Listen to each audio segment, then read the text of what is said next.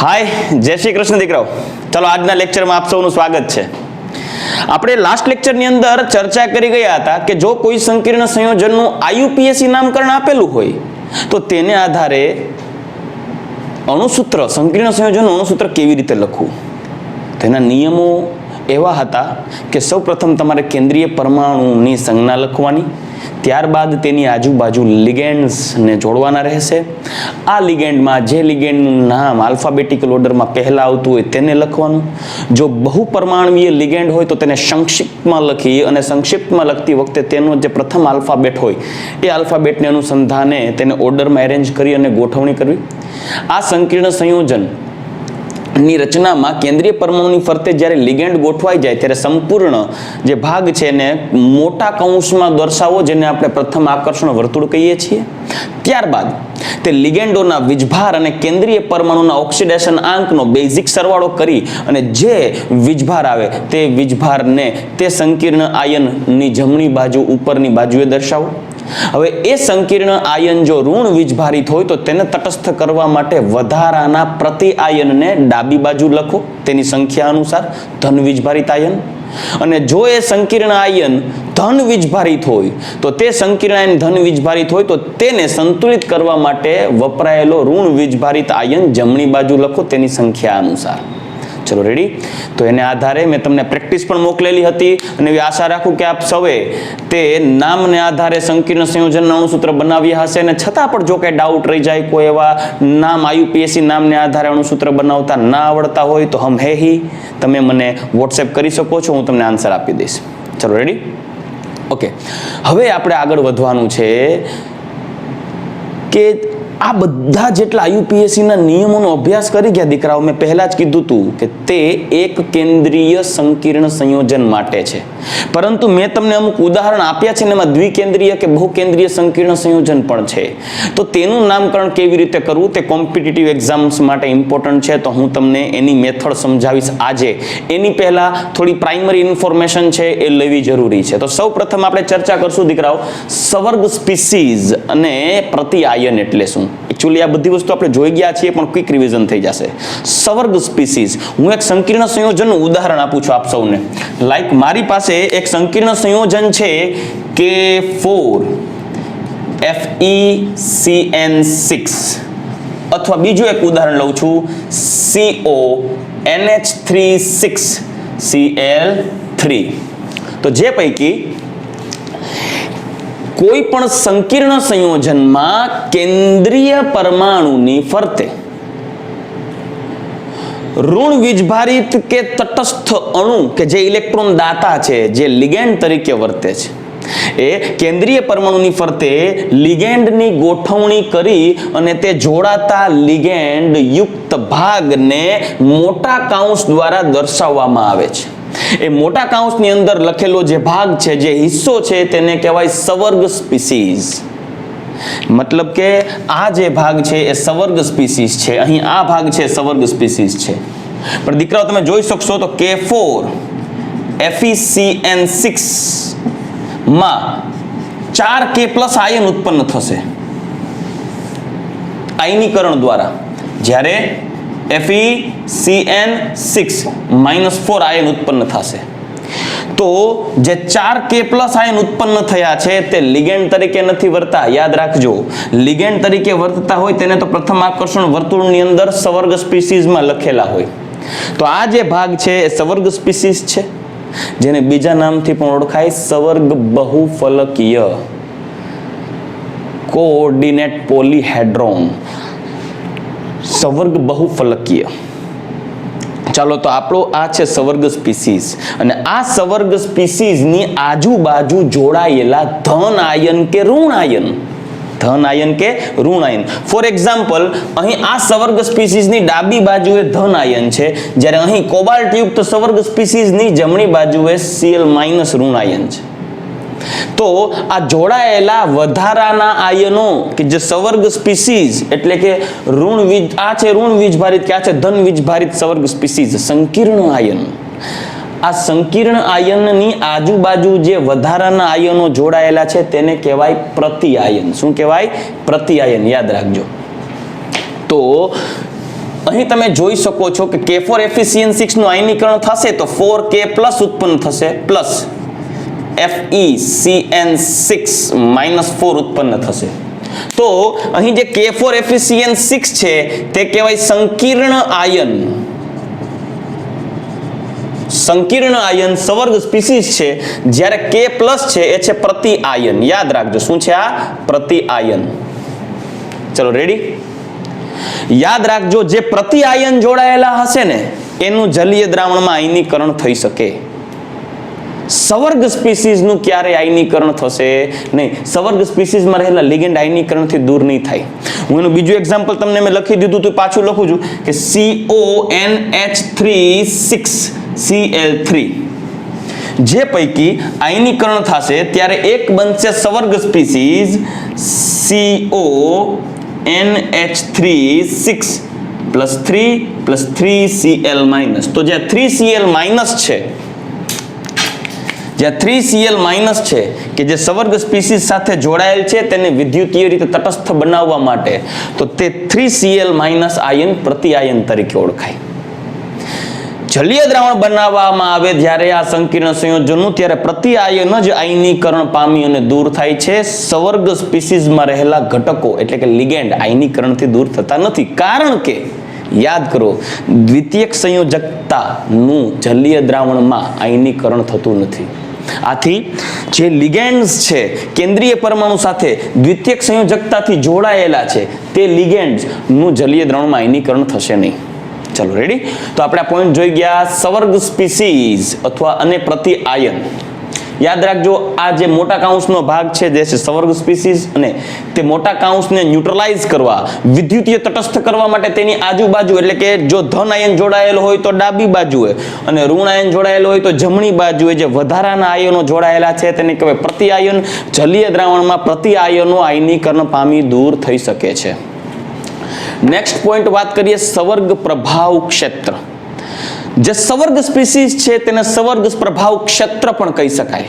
એટલે કે સંકીર્ણ સંયોજનમાં કેન્દ્રીય પરમાણુની સાથે જોડાયેલ ઋણ વીજભારિત કે તટસ્થ લિગેન્ડ બંધાય છે અને તે સમગ્ર ભાગને મોટા કાઉન્સમાં દર્શાવાય છે. તે મોટો કાઉન્સ છે તેને સવર્ગ પ્રભાવ ક્ષેત્ર પણ કહે છે.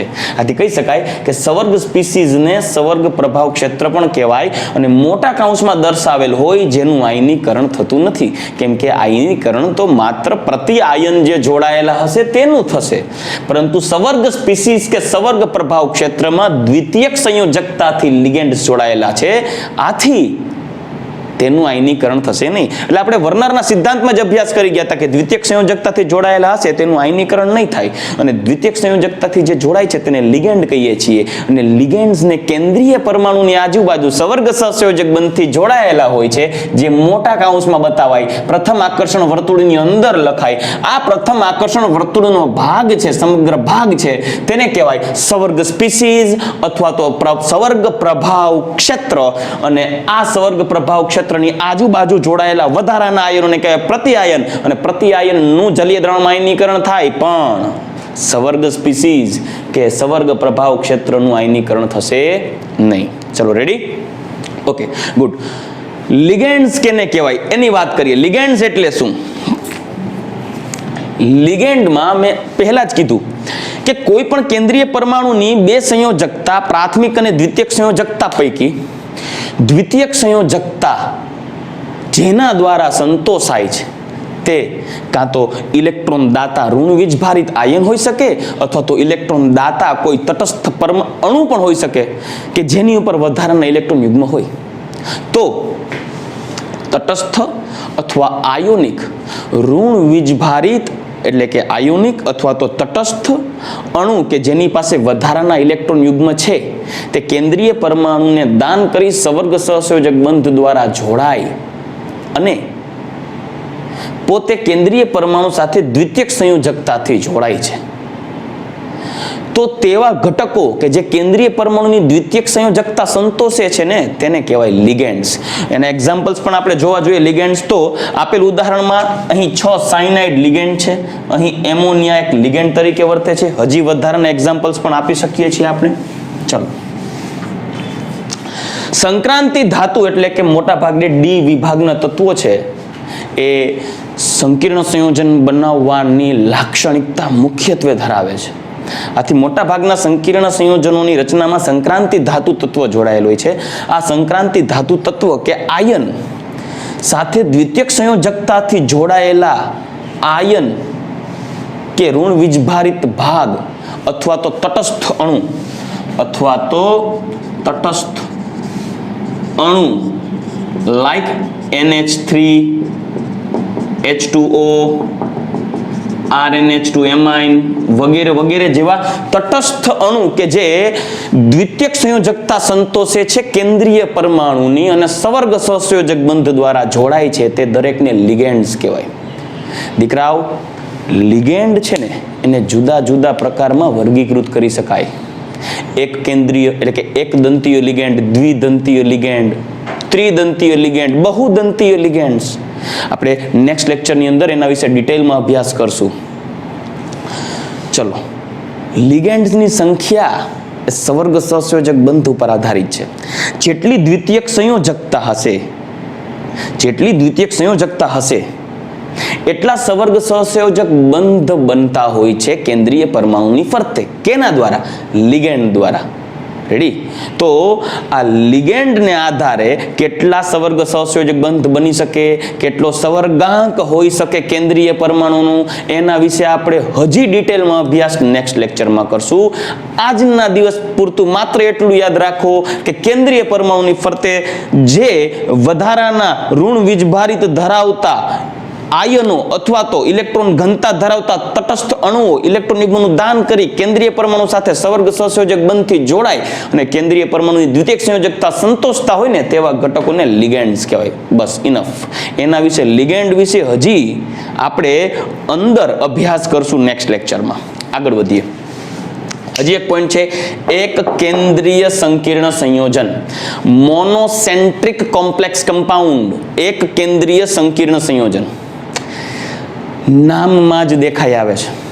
એક કેન્દ્ર ધરાવતું સંકીર્ણ સંયોજન મતલબ એવા સંકીર્ણ સંયોજન કે જેના બંધારણમાં માત્ર એક જ પ્રકારનો અને એક જ કેન્દ્રીય પરમાણુ હોય. For example, K4FeCN6. દીકરાઓ, વારે ઘડી એકનું એક એક્ઝામ્પલ એટલે લઉં છું કે તમે એક્ઝામ્પલથી ફેમિલિયર થઈ શકો અને તમને વારે ઘડી એક્ઝામ્પલ લેવાથી સમજાઈ શકે. K4FeCN6 તો આપેલ સંકીર્ણ સંયોજનમાં કેન્દ્રીય પરમાણુ કોણ થયો કે જે સવર્ગ બહુફલકીયમાં છે? Fe. તો શું આ Fe એક છે કે ઘણા બધા Fe છે? અથવા તો Fe સિવાયના વધારાના કોઈ અન્ય કેન્દ્રીય પરમાણુ ખરા આની અંદર? નહીં, માત્ર કોણ છે? Fe. તો આ જે સંકીર્ણ સંયોજન છે એ એક કેન્દ્રીય સંકીર્ણ સંયોજન કહેવાય. ચલો બીજું એક્ઝામ્પલ આપું.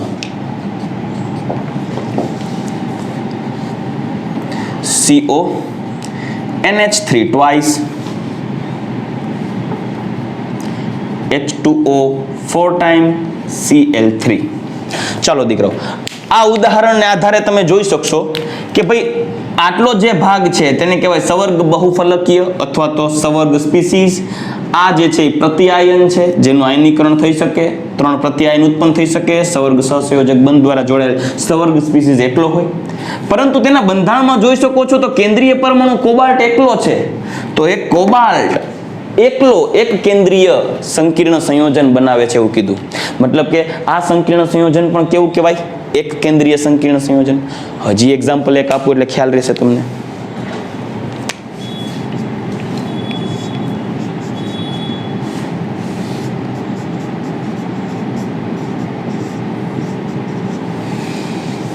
આપેલ સંકીર્ણ સંયોજનમાં આ જે છે એ સવર્ગ બહુફલકીય અથવા સવર્ગ સ્પીસીઝ, જ્યારે આ છે પ્રત્યાયન. પણ સમગ્ર સંકીર્ણ સંયોજનના બંધારણમાં જોશો તો ખ્યાલ આવશે કે આ નિકલ છે એ એક જ કેન્દ્રીય પરમાણુ હાજર છે. આથી આવા સંકીર્ણ સંયોજનને એક કેન્દ્રીય સંકીર્ણ સંયોજન કહેવાય. ચલો રેડી? હવે બહુ કેન્દ્રીય સંકીર્ણ સંયોજન કેને કહેવાય? આ તો એક કેન્દ્રીયની વાત કરી ગયા. આપણે અત્યાર સુધી જે IUPAC ના નિયમોનો અભ્યાસ કરી ગયા લાસ્ટ લેક્ચર્સની અંદર, છેલ્લા 2 લેક્ચરોમાં, એ 2 લેક્ચરોમાં આપણે જે અભ્યાસ કરી ગયા એ નિયમો આના માટે હતા, એક કેન્દ્રીય સંકીર્ણ સંયોજન માટે. પરંતુ બહુ કેન્દ્રીય સંકીર્ણ સંયોજનોના નામકરણ હવે આપણે જોશું. એની પહેલા એ તો જોઈએ કે બહુ કેન્દ્રીય સંકીર્ણ સંયોજન કેને કહેવાય. રેડી? એક એક્ઝામ્પલ આપું એટલે ખ્યાલ રહેશે. K2 Cr2O7. દીકરાઓ, આ છે પોટેશિયમ ડાઇક્રોમેટ. આ એક પ્રકારના સંકીર્ણ સંયોજનમાં તમે જોઈ શકો છો કેન્દ્રીય પરમાણુ છે ક્રોમિયમ, પણ ક્રોમિયમની સંખ્યા કેટલી છે? 2 છે. તો એક કરતા વધારે કેન્દ્રીય પરમાણુ હાજર હોવાને કારણે આવા પ્રકારના સંકીર્ણ સંયોજનને બહુ કેન્દ્રીય સંકીર્ણ સંયોજન કહેવાય. હજુ એક એક્ઝામ્પલ આપું. AgNH3 twice, AgCl twice. એક સંકીર્ણ સંયોજન છે દીકરાઓ, AgNH3 twice, AgCl twice. એમાં તમે જોઈ શકો છો 2 સવર્ગ બહુફલકીય છે, મતલબ કે 2 સંકીર્ણ આયન છે, 1 અને 2. તો મેં પહેલા જ કીધું, જે સંકીર્ણ આયન ડાબી બાજુ હોય એ ધન વીજભારિત હોય, જમણી બાજુ હોય એ ઋણ વીજભારિત હોય. તો અહીં જોઈ શકો છો એક સંકીર્ણ આયન, એની બાજુમાં બીજું સંકીર્ણ આયન. આ સમગ્ર સંકીર્ણ સંયોજન છે. આ સમગ્ર સંકીર્ણ સંયોજનમાં આ સંકીર્ણ આયન ધન વીજભારિત છે, આ સંકીર્ણ આયન ઋણ વીજભારિત છે, પણ આખું સંકીર્ણ આયન ન્યુટ્રલ છે. આ સંકીર્ણ સંયોજનમાં જોઈ શકો છો 2 Ag પરમાણુ છે, જેથી આ પ્રકારનું સંકીર્ણ સંયોજન પણ બહુ કેન્દ્રીય સંકીર્ણ સંયોજન કહેવાય. હજી એક એક્ઝામ્પલ આપું દીકરાઓ. CrNH3 6 COCN6. આ પણ એક સંકીર્ણ સંયોજન જ થયું, જેમાં એક કેન્દ્રીય પરમાણુ ક્રોમિયમ છે અને આ એક કેન્દ્રીય પરમાણુ કોબાલ્ટ છે. આ આખો સંકીર્ણ સંયોજન છે.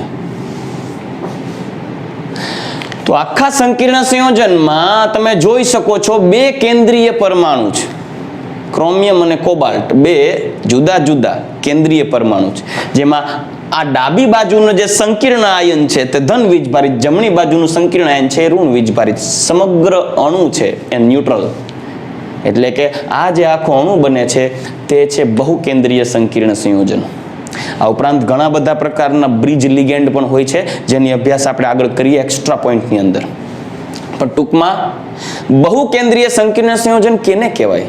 તો કે જે સંકીર્ણ સંયોજનના બંધારણની અંદર એક કરતા વધારે કેન્દ્રીય પરમાણુ હોય તેને બહુ કેન્દ્રીય સંકીર્ણ સંયોજન કહેવાય. ફોર એક્ઝામ્પલ્સ તમને અહીં આપેલા છે. નેક્સ્ટ પોઈન્ટ આવે છે હોમોલેપ્ટિક સંકીર્ણ સંયોજન. હોમોલેપ્ટિક એક એક્ઝામ્પલ આપું.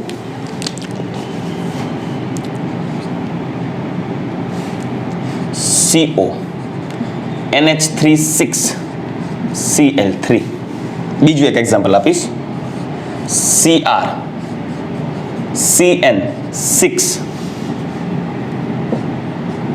K3. ત્રીજું એક એક્ઝામ્પલ અહીંયા નીચે લખું છું. CO NH3 thrice H2O thrice Cl. બીજું એક એક્ઝામ્પલ આપું છું. Cr NH3 thrice H2O Cl2 Cl. ચલો, તો દીકરા આ એક્ઝામ્પલ્સ તમે જોશો તો સૌ પ્રથમ આ 2 એક્ઝામ્પલ અને આ 2 એક્ઝામ્પલ્સ, આ 4 એક્ઝામ્પલ એકબીજાથી કઈ રીતે જુદા પડે છે?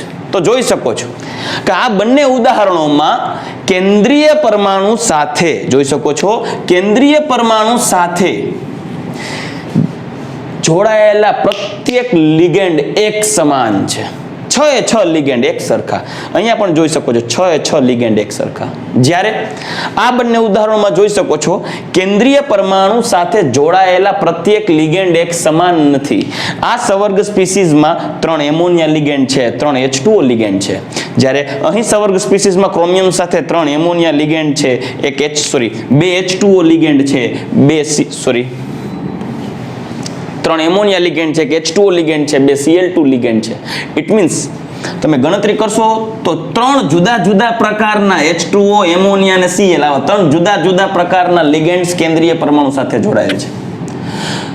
તો એવા સંકીર્ણ સંયોજન કે જેમાં કેન્દ્રીય પરમાણુની ફરતે જોડાયેલા પ્રત્યેક લિગેન્ડ એક સમાન હોય તો તેને કહેવાય હોમોલેપ્ટિક સંકીર્ણ સંયોજન. હોમો વર્ડ આવ્યો, હોમો સમાન, એક જેવું જ. પરંતુ હિટ્રો વિષમ, જુદું જુદું.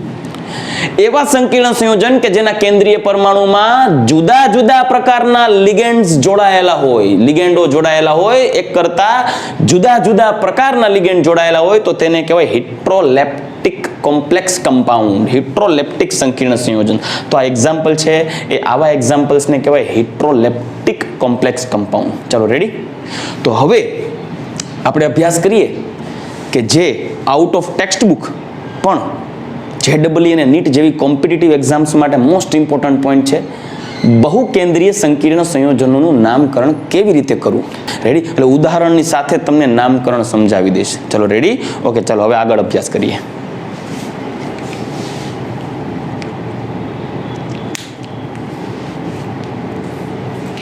ચાલો દીકરાઓ, મેં અત્યારે 1, 2, 3, 4 આવા 4 બહુ કેન્દ્રીય સંકીર્ણ સંયોજનોના ઉદાહરણો લખ્યા છે. નો ડાઉટ મેં તમને પહેલા જ પ્રેક્ટિસની અંદર આવા ટિપિકલ એક્ઝામ્પલ્સ IUPACના નામમાં આપેલા હતા અને તમે ડાઉટ્સ તરીકે મને મોકલેલા પણ છે, પણ અત્યારે સોલ્વ થઈ જશે. બરાબર? તો હું તમને જે ટ્રીક આપું છું એને જ ફોલો કરી અને તમારે નામ આપવાનું રહેશે, એટલે સરળતાથી તમને આવડી જશે. બરાબર? એના માટે તમને સમજાય એ રીતે મેં બે અલગ અલગ નિયમ સ્વરૂપે રજૂ કરેલ છે ને એને આપણે ફોલો કરશું અને બહુ કેન્દ્રીય સંકીર્ણ સંયોજનનું નામ આપવાનું રહેશે. હું અહીં 4ના એક્ઝામ્પલ્સ નામ સાથે સમજાવું છું, બાકીના તમારે પોતાની રીતે જ્યારે પ્રેક્ટિસ કરતા હો ત્યારે જે રસ્તામાં આવેલા હતા આવા એક્ઝામ્પલ્સ એને પુનઃ સોલ્વ કરવાના રહેશે. છતાંય ન આવડે તો મને તમે ક્યાં પૂછી નથી શકતા. રેડી? ઓકે, તો શરૂઆત કરીએ. પહેલા નિયમને પછી રાખીએ. પહેલા વાત કરીએ તો કોઈ પણ એક સંકીર્ણ સંયોજનને પકડો તો આ પહેલું સંકીર્ણ સંયોજન લઈએ, એમાં 2 સવર્ગ સ્પીસીસ છે, મતલબ સવર્ગ પ્રભાવી ક્ષેત્ર 2 છે. એક ડાબી બાજુ સંકીર્ણ આયન છે, એક જમણી બાજુ સંકીર્ણ આયન છે. પહેલાથી કોમન મેથડ લેતા આવીએ છીએ કે જે સંકીર્ણ આયન ડાબી બાજુએ હોય એને કહેવાય ધન વીજભારિત આયન, જે સંકીર્ણ આયન જમણી બાજુ હશે એ ઋણ વીજભારિત આયન. તો જે ડાબી બાજુ સંકીર્ણ આયન છે તે ધન વીજભારિત આયન હોય તેનું નામ પહેલા લખવું પડશે. જમણી બાજુ સંકીર્ણ આયન છે તે ઋણ વીજભારિત સંકીર્ણ આયન હોવાથી તેનું નામ પછી લખવું પડશે. હવે એ પ્રત્યેક સંકીર્ણ આયનના નામ લખીએ ને તેની પહેલા મેં પહેલા જ કીધું હતું કેન્દ્રીય પરમાણુનો ઓક્સિડેશન આંક ગણી લેવાનો. ત્યારબાદ આ સંકીર્ણ આયનનું નામ કે જે ડાબી બાજુ હતી ધન વીજભારિત છે તેનું નામ પહેલા લખવું પડશે IUPACના નિયમાનુસાર. પરંતુ આ સંકીર્ણ આયન છે ધન વીજભારિત હોવાથી કેન્દ્રીય પરમાણુના નામમાં કોઈ ફેરફાર કરવાનો નથી. આ કેન્દ્રીય પરમાણુનું નામ લખો ને ત્યારે તેના નામની પાછળ તેનો ઓક્સિડેશનાંક રોમન અંકમાં લખવાનો, પણ નામ બદલશું નહીં. પરંતુ જ્યારે આ સંકીર્ણ આયનનું જમણી બાજુ રહેલા સંકીર્ણ આયનનું નામકરણ કરતા હશું ને ત્યારે લિગેન્ડના નામ પછી જ્યારે કેન્દ્રીય પરમાણુનું નામ લખશો ને ત્યારે તે કેન્દ્રીય પરમાણુના નામની પાછળ એટ પ્રત્યય લગાડી અને તેનો ઓક્સિડેશન આંક રોમન અંકમાં લખવાનો થશે. તો હું નિયમોને પહેલા વાંચી સંભળાવું. સૌ પ્રથમ ડાબી બાજુએ રહેલા ધન વીજભારિત સંકીર્ણ આયનનું નામ લખવાનું, કેમ કે ડાબી બાજુએ રહેલો ધન વીજભારિત જ હોય સંકીર્ણ આયન. તેનું નામ લખતી વખતે સૌ પ્રથમ તમારે પહેલા તો કેનું નામ લખવાનું થશે? બટ નેચરલ છે લિગેન્ડ્સનું જ નામ લખશો અને તે IUPACના નિયમોને જ ફોલો કરશે. જેમ કે એક કરતાં વધારે લિગેન્ડ હોય તો આલ્ફાબેટિકલ ઓર્ડરમાં તમારે એરેન્જ કરવાના, રાઈટ? લિગેન્ડનું નામ લખ્યા બાદ કેન્દ્રીય પરમાણુનો ઓક્સિડેશન આંક નક્કી કરેલો હશે. કેન્દ્રીય પરમાણુનું નામ એમનું એમ લખવાનું થશે કેમ કે સંકીર્ણ આયન છે એ ધન વીજભારિત છે અને કેન્દ્રીય પરમાણુના નામની પાછળ શું લખશો? તેનો ઓક્સિડેશન આંક રોમન અંકમાં. ડાબી બાજુ રહેલ સંકીર્ણ આયનનું નામ તો સૌથી પહેલા ડાબી બાજુ સંકીર્ણ આયન ધન વીજભારિત આયન હોય તેનું નામ સૌથી પહેલા લખવાનું. કેન્દ્રીય પરમાણુનું નામ એમનું એમ જ રાખજો કેમ કે તે ધન વીજભારિત આયન છે અને તે કેન્દ્રીય પરમાણુના નામની પાછળ એટ પ્રત્યે લગાડતા નહીં. એમનું એમ નામ રાખજો. જમણી બાજુએ રહેલો સંકીર્ણાયન ઋણાયન હોય, આથી તેનું નામ પછી લખવાનું, ધનાયનનું નામ આપ્યા બાદ. પછી લિગેન્ડનું નામ લખી અને કેન્દ્રીય પરમાણુનું નામ લખતા હો ને ત્યારે એટ પ્રત્યે લગાડી અને તેના ઓક્સિડેશન આંકને કાઉન્સમાં લખશો ધાતુના નામની પાછળ. તો સૌથી પહેલું કામ એ કરો, કેન્દ્રીય પરમાણુનું ઓક્સિડેશન આંક તો ગણવું પડશે. ચાલો ગણીએ. મારી પાસે ટોટલ કેટલા એમોનિયા છે? 2 એમોનિયા છે, 2NH3, 2 Cl છે અને 2 Ag છે. પરિણામી કુલ વીજભાર સંકીર્ણ સંયોજનનો 0. ચાલો એમોનિયા તો તટસ્થ હોય એટલે 2 × 0. ક્લોરીનનો વીજભાર -1 હોય. 2 ઓક્સિડેશન આંક સિલ્વરનો શોધવાનો છે. આથી 0 -2 સામેની બાજુ નાખો +2 તો x બરાબર +1 થશે. આથી પ્રત્યેક સિલ્વર એક ઓક્સિડેશન આંક ધરાવશે. ફિક્સ થઈ ગયું. પ્રત્યેક સિલ્વરનો ઓક્સિડેશન આંક કેટલો થયો? 1. ચાલો હવે નામ આપવાની શરૂઆત કરીએ. સૌ પ્રથમ તમારે ડાબી બાજુનું સંકીર્ણાયન પકડો. તેનું નામકરણ કરતી વખતે IUPAC ના નિયમો યાદ કરો. સૌથી પહેલા કેનું નામ? લિગેન્ડ. કેટલા છે? 2. તો સંખ્યા દર્શક પૂર્વક આવશે ડાઈ. ડાઈ એમાઇન. ડાઈ એમાઇન. કેન્દ્રીય પરમાણુનો વારો આવે છે. કેન્દ્રીય પરમાણુ નામ એમનું એમ લખશું કેમ કે સંકીર્ણાયન ધન વીજભારિત છે. તો ડાઈ એમાઇન આર્જેન્ટિનમ અથવા તો સિલ્વર પણ લખી શકો. ડાઈ એમાઇન આર્જેન્ટિનમ 1. ચલો આ ભાગ પૂરો. હવે અહીંયા જમણી બાજુએ સંકીર્ણાયનનું નામ લખશો એટલે પહેલા તમારે લિગેન્ડનું નામ લખવું પડશે. Cl ક્લોરાઇડો. કેટલા છે? 2. ડાઇક્લોરાઇડો. પછી સિલ્વરનું નામ છે પણ તેના નામની પાછળ એટ પ્રત્યે લગાડવું પડશે એટલે ડાઇક્લોરાઇડો આર્જેન્ટેટ અને તેનો પણ ઓક્સિડેશન આંક છે 1. ચલો તો આ થઈ ગયું IUPAC નામકરણ આ પ્રથમ સંયોજનનું. ચલો હવે બીજા સંયોજનનું IUPAC નામકરણ જોઈએ, તેનો ઓક્સિડેશન આંકની ગણતરી કરીએ. ચલો મારી પાસે છે 6 એમોનિયા 6NH3 પ્લસ સાયનાઇડ છે 6CN માઇનસ પ્લસ એક ક્રોમિયમ છે, એક કોબાલ્ટ છે Cr અને એક CO બરાબર 0. પરિણામી વીજભાર 0 છે. એમોનિયા તો ન્યુટ્રલ છે એટલે એનો ઓક્સિડેશન અંક 0 થશે. 6 × 0 એટલે 0 પ્લસ 6 × -1 કેમ કે સાયનાઇડનો વીજભાર -1 છે. ચલો ક્રોમિયમ અને કોબાલ્ટ બરાબર 0. -6 સામેની બાજુ +6 તો ક્રોમિયમ અને કોબાલ્ટ આ બંનેના ઓક્સિડેશન અંકનો પ્લસનો સરવાળો થશે +6. પણ દીકરાઓ તમને અહીંયા કોઈ સ્પેસિફાઈ નથી કરેલું કે ક્રોમિયમ અને કોબાલ્ટનો ઓક્સિડેશન અંક કેટલો છે એટલે ફરજિયાતપણે તમારે આ +6 ને બંનેમાં સરખા ભાગે વહેંચી દેવા પડે. હા તમને જો પહેલેથી કીધું હોય કે દીકરાઓ આ જે સંયોજન છે તેની અંદર ક્રોમિયમ +2 છે તો સ્વાભાવિક છે કોબાલ્ટ +4 થાય.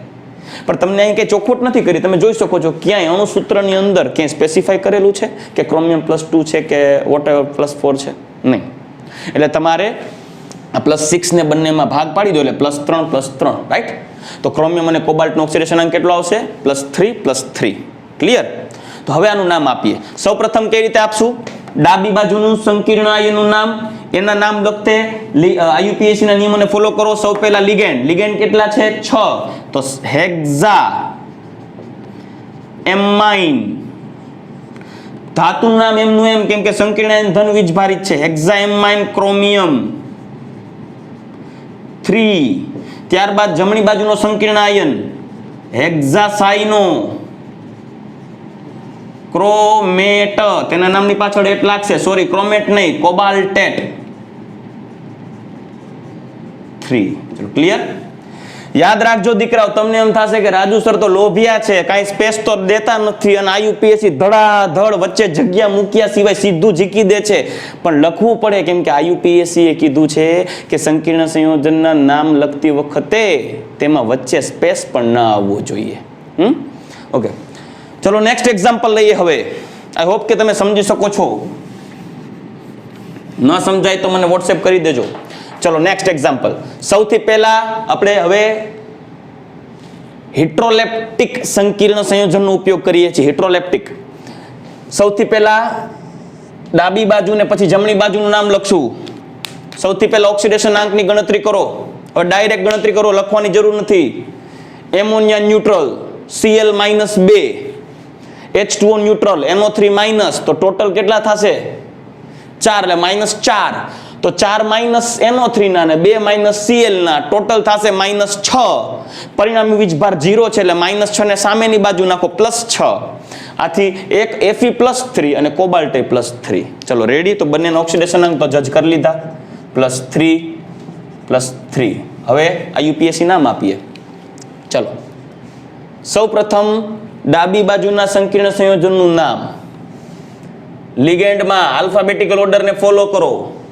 M- નો એ પહેલા, આથી ટેટ્રા એમાઇન ડાઇક્લોરાઇડો.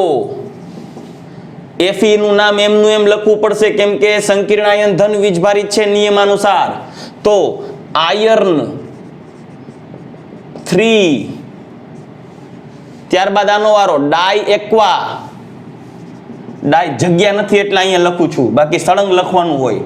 ડાઈ એક્વા ટેટ્રા નાઇટ્રેટો. ડાઈ એક્વા ટેટ્રા નાઇટ્રેટો કોબાલ્ટેટ. પાછળ એટ પ્રત્યે લગાડવો પડશે. કોબાલ્ટેટ ઓક્સિડેશનાંક છે 3, તો 3. આને આમ સિક્વન્સમાં લખો એટલે એવડું મોટું નામ થાય કે સામાન્ય રીતે માણસની 7 પેઢીના નામ સમાય જાય, એટલું આ એકલાનું નામ છે. તો આ રીતે નામ આપવાનું થશે. સૌ પ્રથમ ડાબી બાજુનો સંકીર્ણ આયન ને પછી જમણી બાજુનો સંકીર્ણ આયન. બાકીના નિયમો કોમન રહેશે. લાસ્ટ એક્ઝામ્પલ જોઈએ દીકરાઓ. જો અહીંયા સ્પેસિફાઈ કરેલું છે, જો કોબાલ્ટ છે ને +2 છે, ક્રોમિયમ +4 છે, સોરી ક્રોમિયમ 0 છે, સોરી કોબાલ્ટ +2 છે, તો બાકી બચશે ક્રોમિયમ રહેશે. આગળ વધીએ. પહેલા ઉદાહરણમાં બંને ઘટકોનો ઓક્સિડેશન આંક ગણીએ. 2 H2O, 2 ઇથેન 1,2 ડાયએમાઇન, જે પણ ન્યુટ્રલ જ હોય, 1 કોબાલ્ટ, 1 ક્રોમિયમ, 4 OH માઇનસ હોય, 1 Cl માઇનસ છે અને 1 CH3NH2 છે, જે પણ ન્યુટ્રલ હોય, બરાબર 0. આ બધાનો ઓક્સિડેશન આંક ગણીએ તો આ તો 0 થશે, આ ન્યુટ્રલ છે 0 થશે, આ આપેલો છે +2, જો આવી રહ્યો. રેડી? ક્રોમિયમ શોધવાનો છે. 4 -1 -1 અને આ 0, તો -4 -1 એટલે -5 +2, -4 -1 એટલે કેટલું થશે? -5. રેડી? આ -5. કોબાલ્ટ કેટલો થશે? +2, તો -5 +2, તો ઓવરઓલ સામેની બાજુ જશે તો કેટલો ઓક્સિડેશન આંક આવશે? -5x +2 બરાબર 0, તો -3, તો x બરાબર +3, તો આ ક્રોમિયમ થશે +3, કોબાલ્ટ છે +2. રેડી? તો હવે નામકરણ કરીએ. દીકરાઓ બંને સંકીર્ણ આયનનો વીજભાર જોશો તો ખ્યાલ આવશે. કોબાલ્ટ 2 છે, H2O ને En ન્યુટ્રલ છે, એટલે અહીંયા +2 ચાર્જ આવશે, તો ફરજિયાત અહીંયા -2 ચાર્જ જ આવશે બેયનો. તમે જોશો તો જ બેલેન્સ થાય ને, વિદ્યુતીય તટસ્થ તો જ થાય, કેમ કે બંને સંકીર્ણ આયનનો વીજભાર એકબીજાથી સમાન અને વિરુદ્ધ નિશાનીયુક્ત હોય. ગણતરી કરીએ -2 કઈ રીતે આવે. Cr +3 આપણે ગણ્યું હમણાં, +3, OH ના 4 એટલે -4e અને 1 Cl -1 એટલે -5 +3 ટોટલ -2 આવી ગયું. ચાલો નામ આપીએ તો ઇથેન 1,2 ડાયએમાઇન ને 20 લખવો પડશે, કેમ કે નામની અંદર જ ડાઈ છે. એક્વાનો એ, તો એ પહેલા આવશે, તો નામ આવશે ડાઈ એક્વા 20 કૌંસમાં ઇથેન 1,2 ડાયએમાઇન, ઇથેન 1,2 ડાયએમાઇન. ત્યારબાદ કોબાલ્ટ 2, કેન્દ્રીય પરમાણુના ઓક્સિડેશન આંક 2. રોમન આંકમાં લખો, ધાતુનું નામ એમનું એમ લખશો, કેમ કે સંકીર્ણ આયન ધન વીજભારિત છે. આગળ આનો વારો. ક્લોરાઇડોનો C, મિથેન એમાઇન લિગેન્ડ નો M, હાઇડ્રોક્સોનો H, તો પહેલા કોણ આવશે? C. તો ત્યારબાદ આગળ વધીએ. ક્લોરાઇડો, આ સંકીર્ણ આયન, ટેટ્રા હાઇડ્રોક્સો મિથેનેમાઇન, ત્યારબાદ ધાતુ આયન નામની પાછળ એટ ક્રોમેટ 3. ચલો રેડી. તો ચાલો આના સિવાયના વધારાના પ્રેક્ટિસ માટે તમને જે એક્સ્ટ્રા એક્ઝામ્પલ્સ આપેલા હતા એની અંદર તમને મળી રહેશે, તેમાં તમે પ્રેક્ટિસ કરશો એટલે તમને સરળતાથી આવડી જશે. ન આવડે તો તમે મને ડાઉટ્સ મોકલજો. ચાલો હજી એક બ્રિજ લિગેન્ડ ધરાવતું જે complex poly centred complex compound હોય, બહુ કેન્દ્રીય સંકીર્ણ સંયોજનો, એનું નામ કેવી રીતે આપવું એ જમાવટવાળો ટોપિક છે. એક ઉદાહરણ આપી અને એ પણ સમજાવી દઉં એટલે IUPACના નિયમો તમારે ક્લિયર થઈ જશે. રેડી? ઓકે ચાલો.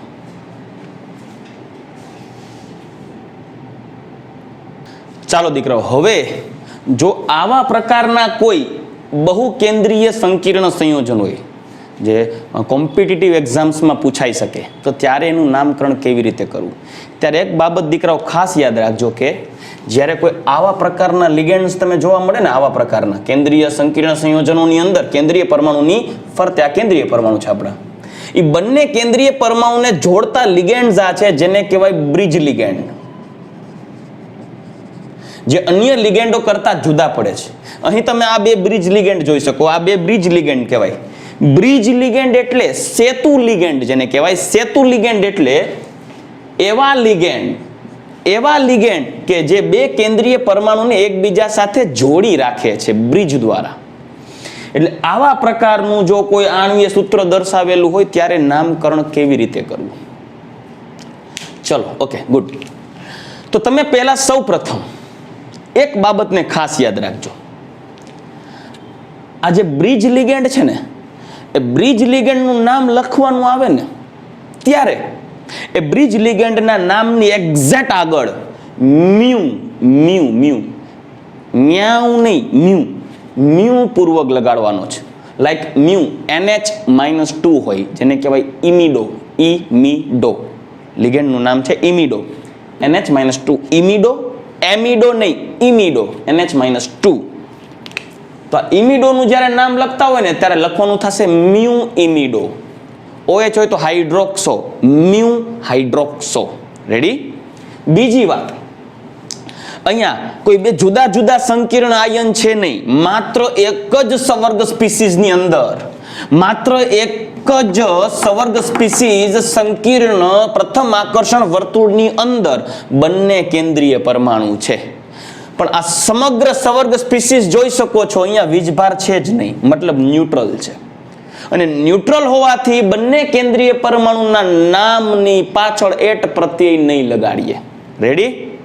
તો આનું નામ લખવાનું થશે તો કોબાલ્ટ એમનું એમ લખશું, આનું નામ લખવાનું થશે તો ક્રોમિયમ એમનું એમ લખશું. ચાલો હવે IUPAC નામ દેતા પહેલા ઓક્સિડેશન આંક નક્કી કરીએ. ચાલો ઓક્સિડેશન આંક નક્કી કરવા માટે સૌ પ્રથમ એમોનિયા કેટલા છે? 4 અહીંયા, 1 અહીંયા, 5 એમોનિયા. પછી કોબાલ્ટ અને ક્રોમિયમ, એક OH માઇનસ, એક NH-2, 3 Cl માઇનસ બરાબર 0. ચલો આ -1 વીજભાર, આ -2 અને આ થશે -3 ટોટલ. આ તો 0 છે એમોનિયા, તો -6 સામેની બાજુ જાય તો +6, તો ક્રોમિયમ અને કોબાલ્ટ અને ક્રોમિયમ બે વચ્ચે +6 એટલે આ બેના થશે +3. રેડી? તો ચાલો બંનેનો ઓક્સિડેશન અંક તો નક્કી થઈ ગયો, +3. હવે દીકરાઓ નામકરણ કરતી વખતે કઈ બાબતને ધ્યાનમાં રાખશો જોજો. +3 ઓક્સિડેશન અંક આવી ગયો છે. હવે સમગ્ર સંકીર્ણનું નામકરણ કરતી વખતે ડાબી બાજુથી જ સ્ટાર્ટ કરો. ડાબી બાજુથી સ્ટાર્ટ કરશો ત્યારે પહેલા કોણ આવશે? લિગેન્ડનું નામ.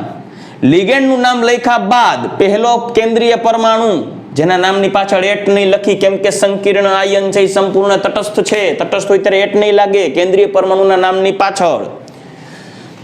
લિગેન્ડનું નામ, કેન્દ્રીય પરમાણુનું નામ, ત્યારબાદ બંને બ્રિજ લિગેન્ડના નામ મ્યુ પૂર્વક સાથે. આ બંને બ્રિજ લિગેન્ડના નામ લખતી વખતે પણ આલ્ફાબેટિકલ ઓર્ડરને ફોલો કરવાનો. ત્યારબાદ પુનઃ આ બાજુ આવો, જમણી બાજુ, તો એ લિગેન્ડનું નામ અને ત્યારબાદ અંતે કેન્દ્રીય પરમાણુનું નામ લખવાનું. ક્લિયર? ચાલો તો લખીએ હવે નામ. સૌ પ્રથમ કેન્દ્રીય પરમાણુનું નામ લખવાનું થશે એટલે ટેટ્રા એમાઇન. લિગેન્ડનું નામ સૌ પ્રથમ લિગેન્ડનું નામ થયું ટેટ્રા એમાઇન, ત્યારબાદ આ કેન્દ્રીય પરમાણુ કોબાલ્ટ 3. કોબાલ્ટ નામ એમનું એમ એટલે લખ્યું છે, તમે જોઈ શકો છો સમગ્ર સંકીર્ણ આયન વીજભારની દ્રષ્ટિએ તટસ્થ છે એટલે ધાતુના નામની પાછળ એટ નહીં લાગે નિયમાનુસાર.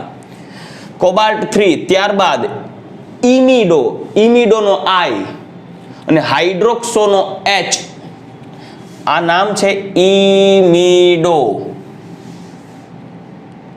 અને આ છે હાઇડ્રોક્સો, તો એચ પહેલા આવશે તો લખવાનું થશે bridge ligand mu hydroxo mu imido. Ready? Mu hydroxo mu imido. હવે આ બાજુ તો ક્લોરાઇડો અને એમાઇન, પહેલા કોણ આવશે? એમાઇન, તો એમાઇન.